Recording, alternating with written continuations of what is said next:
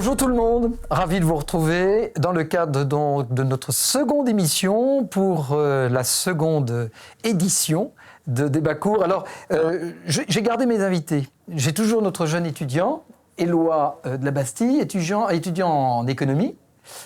Bonjour Éloi. Bonjour Albéric. Clotilde.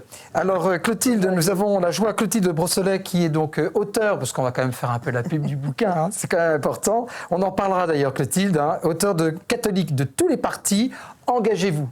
Donc alors on va en parler. Chez MAM, voilà. Chez MAM, voilà. D'ailleurs c'est grâce à MAM que nous sommes dans un tel contexte et un tel décor et nous les remercions beaucoup. Et nous avons à nouveau notre bonne équipe de Jules Badarani. Maintenant je sais bien dire son nom de famille. Alors, un autre personnage que nous commençons vraiment à apprécier par sa présence, puisque c'est la deuxième émission, on parle de l'histoire toujours, et c'est Xavier Lemoine, maire de Montfermeil. Bonjour Albéric. Bonjour Xavier. Nous avons donc parlé vraiment comme un socle de réflexion sur l'histoire, et là, mon sujet est quel témoin ou figure historique peut-on proposer aux jeunes générations. Samuel Paty, ça c'est une figure toute dernière, ou alors le colonel Beltrame. Nous avons aussi un Mandela qui peut se retrouver référencé, ou un Saint-Louis. C'est amusant parce que chacun s'identifie aussi selon le personnage qu'il va choisir, c'est évident. Et c'est dommage, parce que c'est un capital et un patrimoine, finalement, pour tous. Donc, que l'on se retrouve dans l'exemplarité de ces personnages est une chose, mais que l'on caricature le personnage parce qu'on se l'est approprié, c'est un petit peu ce qu'on a reproché à Le Pen. Jeanne, au secours! Voilà, devant sa statue, notre Jeanne a été quelque peu récupérée, et pourtant... tiens, voilà un personnage bien ennuyeux pour une République française, laïque. Elle est sainte. Pas tant que ça. Enfin, c'est une Elle a femme. été son égérie C'est à la pendant mode des années. actuellement. Ah oui, c'est une femme, c'est à la mode. Clotilde, alors. Mais la difficulté de donner des personnages comme ça en modèle, c'est qu'il faut être capable d'assumer l'ambivalence des personnages. On peut citer Pétain, qui est le grand exemple, mais un moins connu, c'est Clémenceau. Clémenceau, c'est l'homme des tranchées, le président du Conseil, qui va jusque dans les tranchées pendant la guerre de 14, qui est vraiment un héros, qui soutient son peuple de soldats laboureurs, qui est absolument un peuple magnifique. Mais c'est aussi le briseur de grève, qui brise les grèves sociales à l'époque où véritablement la condition ouvrière est terrible, et où ces grèves sont, on va dire, urgentes et indispensables pour améliorer la condition ouvrière, et qui brise des grèves dans le sang. Et qui fait tirer dans les grévistes, sur les grévistes. Donc voilà, moi je pense que la difficulté c'est ça. Et donc, à cette question, j'ai envie de répondre qu'il n'y a pas facilement des grands personnages à proposer. Moi, je préférais proposer la somme de tous ces inconnus qui ont fait la France, et dont il ne reste pas le nom, mais le travail. La chrétienne qui aime bien réciter, par exemple, les litanies, tu vois. Là, tu as tout le paquet. Oui, non, parce que justement, je ne sortirai pas les saints. Parce que naturellement, quand le sujet, je me suis dit, oui, Jeanne d'Arc, je me suis dit, mais en fait, Jeanne d'Arc, elle appartient à tout le monde, la République s'en est emparée, puis maintenant, voilà, la droite, tout le monde s'en empare. Mais j'ai envie de dire, moi, c'est les moines qui, au Moyen-Âge, ont défriché la France, dans le Moyen-Âge, ont conservé tout l'héritage intellectuel de l'Antiquité. Mais c'est aussi, justement, ce soldat laboureur. Alors, il y a le soldat inconnu, mais pas que le soldat inconnu. Tous ces hommes qui se sont retrouvés à la guerre de 14, dans les tranchées. Et ce sont finalement ces anonymes qui ont fait notre pays.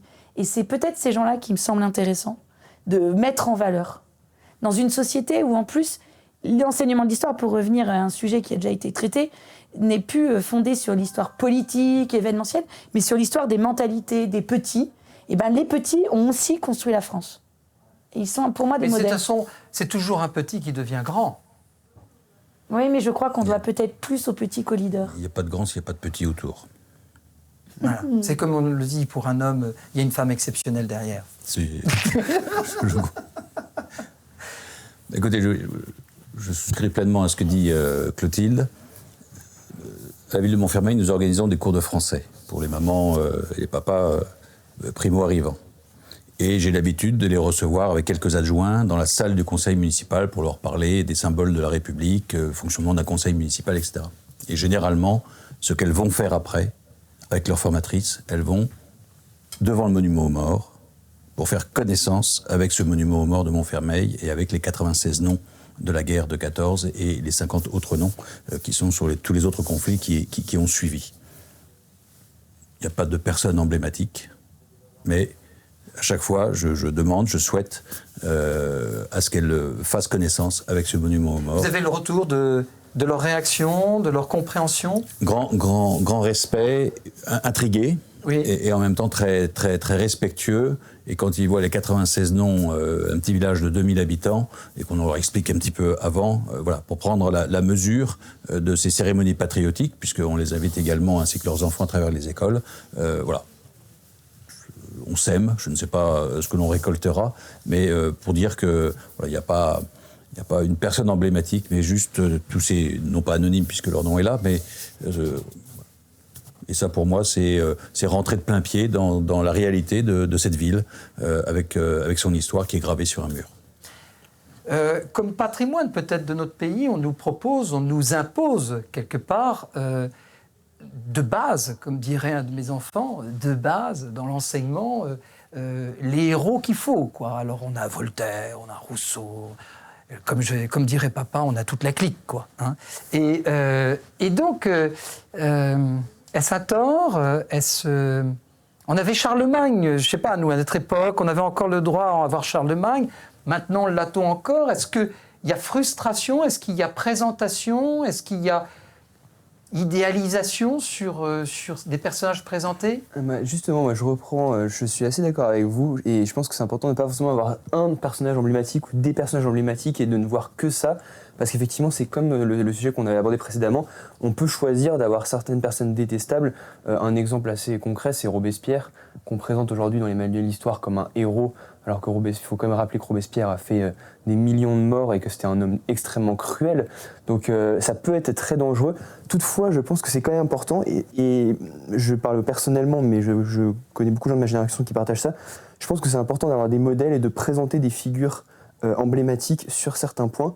Et je pense qu'il y a beaucoup de figures emblématiques, et surtout dans l'histoire de France qui est extrêmement riche, des figures emblématiques où on peut tous se retrouver. Typiquement, je prends l'exemple de Saint-Louis. Alors, prenons Saint-Louis qui est un roi très pieux, qui a fait les croisades, très catholique, donc très clivant finalement. Mais je pense qu'on peut tous retrouver dans Saint-Louis des vertus communes, par exemple sa charité, son dévouement à son pays. Et ça, que l'on soit catholique ou pas catholique finalement. Voilà, la justice c'est un excellent exemple, mais qu'on soit catholique ou pas catholique, qu'on soit pieux ou pas pieux, on peut se retrouver dans ces personnages-là. Et je pense qu'il y a des personnages comme ça qui sont intéressants, et surtout je pense dans ma génération, on a vu moins de personnages intéressants ou importants, parce que, bon, c'est ce qu'on dit beaucoup aujourd'hui, c'est que les gens sont moins emblématiques, il y a moins de politiques importants, il n'y a pas de personnes exemplaires, beaucoup moins que dans les périodes précédentes.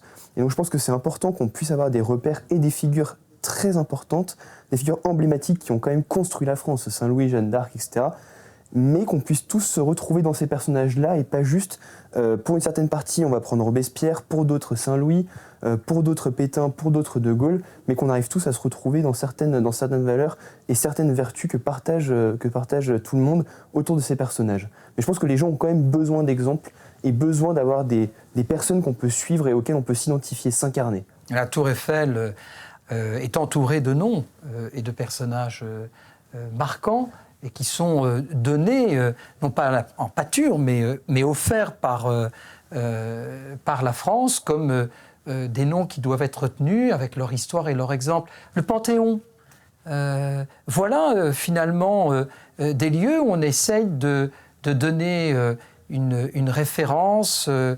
De quel droit, de quelle légitimité, quelles sont les bases sur lesquelles nous allons nous appuyer pour choisir de mettre un tel au Panthéon et l'autre pas?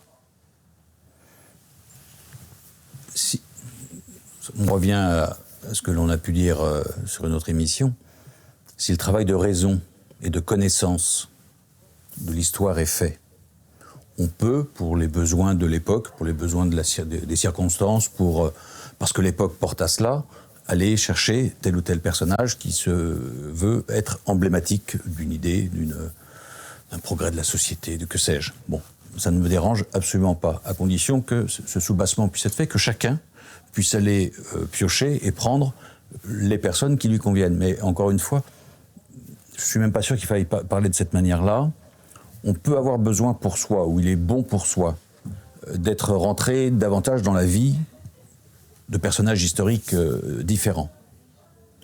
Mais moi, je m'attache également à aller rentrer dans la vie. Par exemple, la vie de Pol Pot n'est pas inintéressante.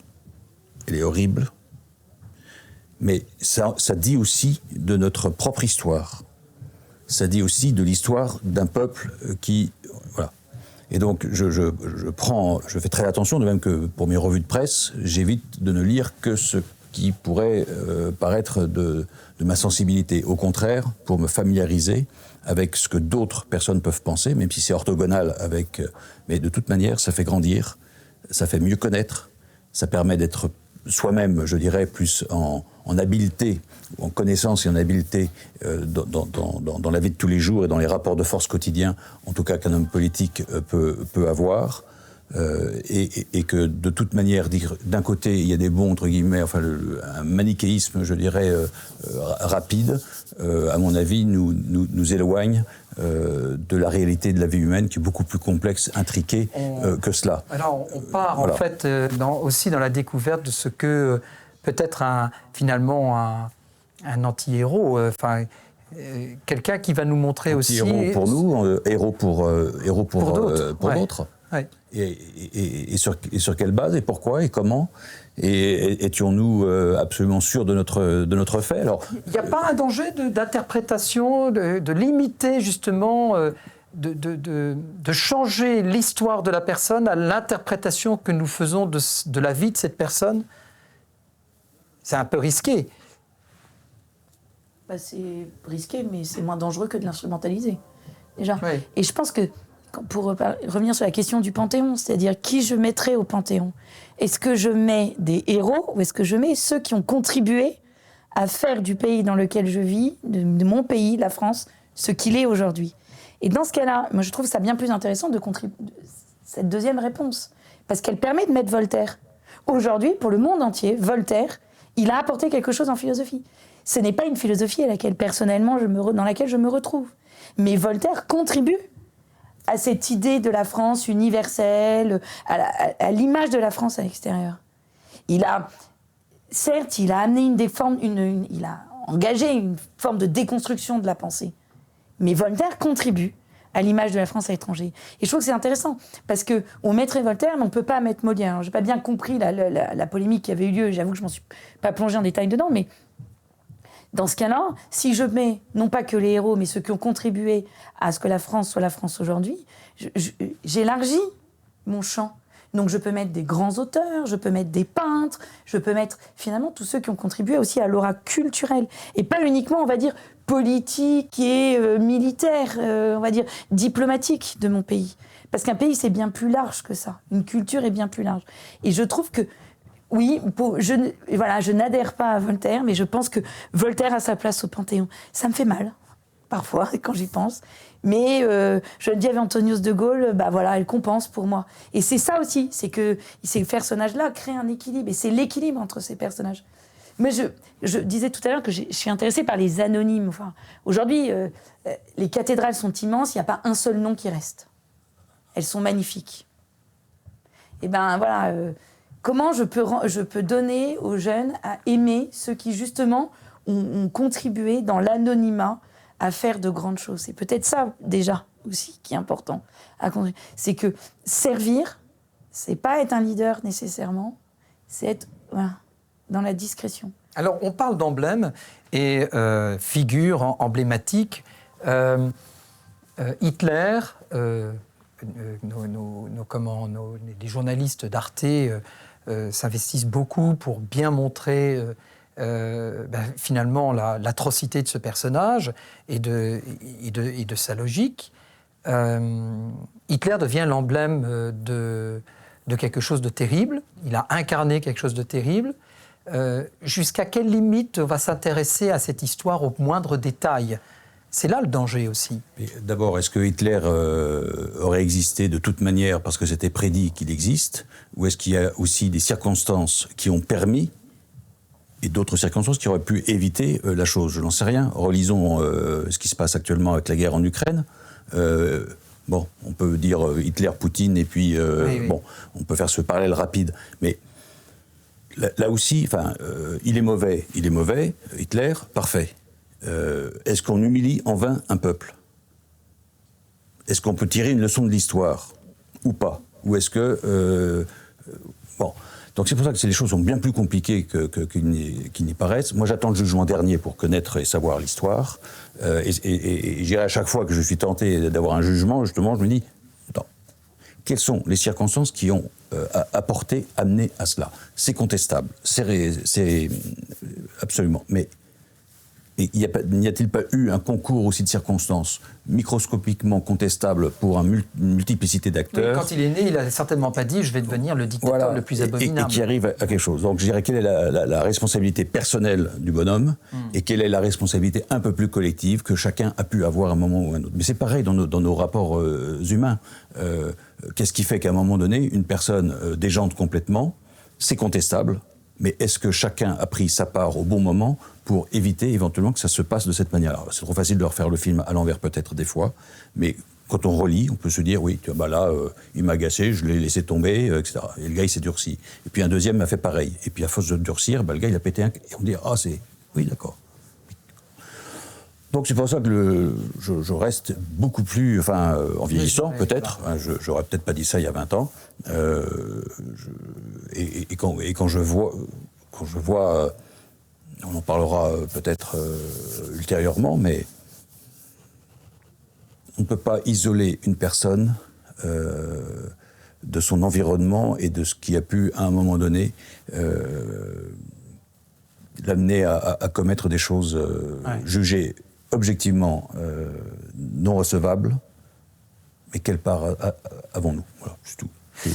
L'instrumentalisation, moi je veux y revenir. C'est fou ce que l'on a pu entendre tellement de candidats à la présidence avec des positions politiques complètement à l'opposé les uns des autres et parler au nom du général de Gaulle et le prendre comme un symbole. Qu'est-ce qu'on peut dire derrière ça ? Comment on va former nos jeunes générations, futurs adultes, en disant, écoutez, c'est objectif, ce qu'on a fait en nous servant de Gaulle pour les différentes idéologies. Comment peut-on remettre un peu d'ordre dans l'esprit de nos jeunes après de telles récupérations ? En retournant en enseignement de l'histoire, fondé sur une rigueur, qui cherche à être scientifique, qui s'expose à ça, c'est-à-dire je crois que la figure de Gaulle a pris une place très importante dans cette campagne parce que cette campagne électorale était un peu la campagne de la dernière chance pour beaucoup de candidats. Nous sommes chacun avec son angoisse chevillée au corps, se disait dans 5 ans ce sera trop tard. Et donc les électeurs ont cherché un peu un homme ou une femme providentielle, quelqu'un qui allait résoudre tous les problèmes, une espèce de sauveur. Et finalement, De Gaulle, dans l'histoire récente, a incarné cet homme providentiel. Et c'est celui qui l'a incarné de façon à peu près lisse, c'est-à-dire que les aspérités de Gaulle, on les connaît. Le « je vous ai compris », chacun l'a entendu comme il le voulait, c'est ce qu'on peut dire. Mais il n'a pas beaucoup de morts à son actif, il n'a pas trop de saleté derrière lui. Donc c'était facile de s'en emparer. Mais je pense que c'est pas tant De Gaulle et l'histoire de Gaulle qu'il faudrait travailler. C'est travailler avec nos jeunes sur quelle est la situation qui permet que tout le monde peut s'emparer de Gaulle, quelle que soit son histoire politique. Quel est ce besoin que nous avons d'avoir un homme ou une femme providentielle et de se référer en permanence à des sauveurs que nous prenons juste parce qu'ils vont résoudre mes problèmes et non pas pour ce qu'ils sont, en fait, pour ce qu'on aimerait qu'ils soient. Et donc finalement, De Gaulle, c'est facile. C'est pas très compliqué. C'est une histoire récente, donc tout le monde l'a à peu près en mémoire. C'est ça aussi, parce que prendre quelqu'un de plus ancien, plus personne ne connaît, en raison de la faillite de l'enseignement de l'histoire. Je crois que... Oui, alors ça c'est très intéressant parce que c'est là où je veux rebondir. C'est ce choix. Finalement, on entend souvent nous dire, vous savez, si vous prenez des Saint-Louis ou je ne sais quoi, Charlemagne, tout ça, ça parle pas aux jeunes, ça parle pas. Et alors, il faut trouver vraiment des figures d'aujourd'hui. Et puis c'est plus boostant. Parce que finalement, choisir une figure emblématique, c'est un petit peu comme un symbole, comme comme une initiation, une invitation à imiter la personne, finalement. C'est ça, hein, c'est un petit peu ça qui est derrière. Donc, est-ce qu'il y a des bons et grands héros maintenant démodés et maintenant il faut absolument piocher dans les nouveaux héros? Est-ce que c'est bon? Je pense que ce n'est pas une question de démoder ou pas. Ce que je disais, c'est une question que nous ne sommes plus capables de nous projeter au-delà de la Ve République, quoi, la Seconde Guerre mondiale. Quoi. Avant la Seconde Guerre mondiale, c'est un magma historique, c'est vieux. La disparition de l'enseignement de la chronologie ne permet plus aux enfants, et du coup, et devenus adultes, de se repérer dans le temps. Le découpage du temps en siècles, la disparition totale de l'enseignement du 19e siècle. Enfin, c'est quand même extrêmement gênant. C'est-à-dire que tout le fondement de notre culture politique n'est plus enseigné à nos élèves. Éloi. Je suis d'accord. Et je pense que cette méconnaissance de l'histoire est assez dramatique. Et je pense qu'effectivement, on parlait des personnages peut-être un peu trop anciens. Moi, je pense que n'importe quel petit garçon peut se reconnaître en Bertrand du Guesclin, en Chevalier Bayard. C'est juste qu'on ne le connaît pas. Et d'ailleurs, un exemple qui est absolument frappant... Tu as un noir à rallonge, t'es catho, t'es bien élevé. Voilà, donc t'es peut-être dans le scoutisme, enfin je sais pas. Certes, mais je vous donne un exemple plus concret. Aujourd'hui, c'est assez incroyable de voir le succès d'une série qui s'appelle Game of Thrones, qui est énormément regardée par les jeunes, énormément plébiscitée. Tout le monde connaît Game of Thrones, c'est devenu un must. Mais Game of Thrones, c'est quoi? L'auteur de Game of Thrones, George R. R. Martin, a dit que son maître à penser était Maurice Druon. Game of Thrones est une inspiration des Rois Maudits, du récit de Philippe le Bel. En réalité, cette série qui aujourd'hui est la série la plus regardée au monde, elle est juste inspirée de l'histoire de France. En fait, l'histoire de France, c'est Game of Thrones en 200 saisons. Et c'est juste qu'on ne l'apprend pas, on ne le connaît pas, on ne nous le montre pas sous cet angle-là. Et c'est ça qui est dommage, et c'est là où il y a une vraie méconnaissance de l'histoire. C'est qu'aujourd'hui, personne n'est capable de savoir... Déjà, les gens ne savent pas ce que sont les Rois Maudits, et personne n'est capable de savoir quelle période historique ça représente, etc. Mais on nous ferait lire les Rois Maudits, les gens ne liraient pas Game of Thrones. J'étais dans le train hier, et dans le TGV, et j'ai discuté très longtemps avec mon voisin qui était un grec, un jeune étudiant en lettres françaises. Alors c'était formidable, parce que pour lui, la France, il n'y a rien de mieux pour nous, les Gaulois, quand on nous admire, et qu'on nous trouve très bien. Alors donc, il nous trouvait extraordinaires, les Français. Il dit, mais pitié, revenez à votre histoire. Nous, c'est ça qui nous fait sortir de notre Grèce. Je lui dis, mais attendez, quel honneur que l'histoire de France vous fasse sortir, vous, le grec, alors que vous avez encore une histoire encore plus forte, plus belle, dont on est héritier. Mais il dit, justement, on s'y retrouve dans nos racines. Voilà un garçon, il s'était formé, il était cultivé. Est-ce que finalement, nous n'avons pas trouvé nos figures emblématiques parce que nous n'avons plus d'histoire, parce que nous ne devons pas trouver de figures emblématiques? Est-ce que derrière tout ça, il n'y aurait pas une volonté aussi que on passe de héros vivants aujourd'hui, qui se présentent comme tels et qui ne sont pas réellement des héros? Me semble-t-il, il y a de ça, mais je pense qu'on a substitué à ces héros des héros de pacotille à travers, je dirais, le foot et le divertissement musical, qui ont pris une place, je dirais, dans l'univers mental de nos jeunes. Alors par ailleurs, l'école, c'est ce qu'on a dit, et que, je dirais, le rêve aujourd'hui, c'est d'être footballeur ou chanteur, donc rappeur. Et même dans le catéchisme, on n'enseigne plus les saints, l'histoire des saints, l'histoire de l'Église. Dans le catéchisme, on présente des témoins. Et ils ne sont pas encore canonisés, hein, surtout. Là, le pompier, il est témoin. Voilà. Et même dans le cadre de la République, il est intéressant de voir que la Légion d'honneur, c'est plus les grands généraux, ceux qui sont battus pour la France, mais qu'effectivement, ceux qui reçoivent la Légion d'honneur aujourd'hui, ça va être des chanteurs, des artistes, ou des footballeurs, ou des grands sportifs. Mais les personnes à qui on décerne la Légion d'honneur ont complètement changé depuis sa création. Notre conversation est assez pessimiste, mais elle est très pessimiste. Mais je pense être réaliste aussi. Mais quand on voit l'appétence des lecteurs pour les romans historiques, je pense que tout est possible. C'est-à-dire que les romans historiques sont véritablement des romans qui ont un grand succès. Alors, il n'y a pas des grands héros, ce sont des héros romancés, hein, comme Nicolas Le Floch, qui est un détective privé de l'époque moderne. Donc, je pense qu'il y a une appétence pour l'histoire. Moi, j'ai un enseignant en histoire qui m'avait toujours dit le problème de l'histoire, et je pense qu'en même temps, c'est sa grande richesse, c'est que tout le monde fait de l'histoire, même le coiffeur. Il me dit, moi, j'ai jamais eu la prétention de faire de la physique quantique, mais mon coiffeur a la prétention de faire de l'histoire. Et c'est finalement, voilà, il y a un véritable attachement pour l'histoire, parce que justement, ça fait rêver sans sortir de son fauteuil, parce que ce sont des autres époques, c'est une manière de voyager, de découvrir autre chose. Donc je pense que ça, c'est très intéressant. Et puis, je crois quand même que les figures que vous citiez, qui étaient citées au départ de cette émission, Arnaud Beltrame, Samuel Paty, permettent, en fait, qui meurent dans des façons dramatiques, mais héroïques. Et voilà, même le père Hamel, permettent quand même, interrogent. Ça veut dire que tout n'est pas perdu. Ces gens-là interrogent. La mort de ces hommes-là a interrogé. C'est fou ce que ça a bousculé. Et ça a bousculé. Voilà, ils ont bousculé. Et je pense que c'est intéressant. Et même la mort de Charlie Hebdo, des journalistes de Charlie Hebdo, ça a bousculé. Moi, je trouve ça assez sain que cette manifestation, nous sommes tous Charlie. Bah oui, voilà, ils sont morts pour le nom de la liberté d'expression. On peut dire tout ce qu'on veut là-dessus. Et d'une certaine manière, ils savaient le risque, que ces hommes-là savaient, et ces femmes-là, le risque qu'ils encouraient à continuer. Ils ont continué. C'est ça, ils étaient des dissidents et ils portaient un combat. Et moi, je trouve que notre société est encore capable de reconnaître la qualité de ceux qui portent un combat. Franck Ferrand. Moi, je suis admiratif devant Franck Ferrand. Il raconte l'histoire. Et à travers des personnages, etc. D'ailleurs, maintenant, plusieurs chroniqueurs qui font partie de son petit club se lancent là-dedans. Et on a la joie donc de se plonger à travers une anecdote, parce que l'histoire est faite d'anecdotes au départ, et il y a des conséquences. Et c'est très intéressant. Moi, je vois bien Pierre-François Chanu, professeur, qui a été j'ai eu l'honneur de l'avoir comme prof dans une des écoles que j'ai dirigées. Il raconte l'histoire. D'ailleurs, il viendra comme invité certainement ici. Il raconte l'histoire, Pierre-François.